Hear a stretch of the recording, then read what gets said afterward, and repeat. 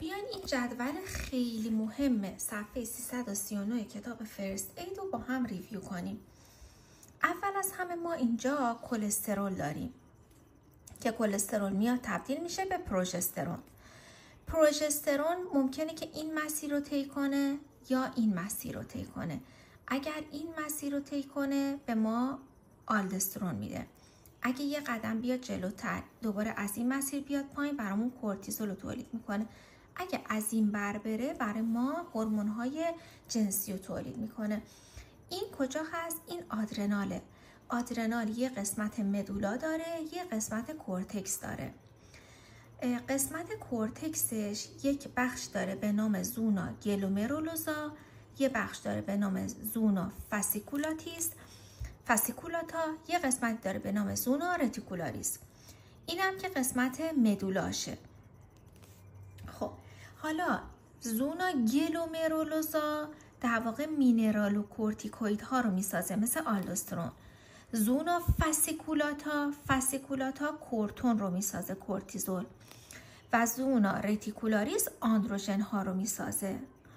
حالا پس گفتیم اگر این بر بیاد پایین آلدوسترون، این بر بیاد پایین کورتیزول، این بر بیاد پایین میشه چی؟ میشه هورمون جنسی. حالا اگر مثلا یه آنزیمی تو این مسیر مشکل داشته باشه باعث میشه که چرخمون به این سمت بره و هورمونای جنسی زیاد بشه و کورتیزول و آلدوسترون کم بشه. حالا اگه که یه آنزیم توی این مسیر مشکل داشته باشه باعث میشه که ما هورمونای جنسی نداشته باشیم و از این بر زیاد بشه. حالا اینا رو با هم بخونیم. پروژسترون، پرگنولون اول تبدیل میشه به پروژسترون. پروژسترون توسط 21 هیدروکسیلاز میشه 11 دئوکسی کورتیکوسترون. من برای خودم و 11 دئوکسی کورتیکوسترون توسط 11 بتا هیدروکسیلاز میشه کورتیزول. من برای خودم این نشونه گذاشتم که پروژسترون آنزیم 21 هیدروکسیلاز محصولش 11. پس حالا 11 بتا هیدروکسیلاز هم این شروعه ولی محصولش کورتیکوسترونه. پس در واقع ما یک ممکنه آنزیم پروژسترون توسط 21 هیدروکسیلاز تبدیل بشه به 11 دئوکسی کورتیکوسترون. پس 21 آنزیم 11 محصولشه.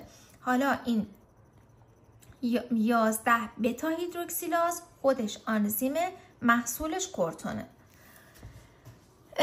که این آنزیم هایی که گفتیم مال اینجا هم هستا، یعنی هم پروژسترون این برمیاد پایین، هم این پروژسترونه که توسط 17 آلفا هیدروکسیلاز میشه 17 هیدروکسی پروژسترون.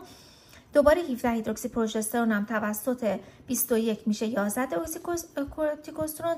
دوباره 11 دئوکسی کورتیکوسترون هم توسط 11 میشه کورتیزول. این تا اینجای مسیر. حالا اگر 17 آلفا هیدروکسیلاز هم از این بر میبره جلو، یعنی پروژسترون رو میکنی 17 آلفا هیدروکسیلاز، اینجا دیگه دوتاش 17 هست، 17 دوباره 17 هیدروکسیلاز هم میکنه آندروستندیون که هورمون‌های جنسی هست. حالا بیاین نگاه کنیم اگر که 17 آلفا هیدروکسیلاز مشکل داشته باشه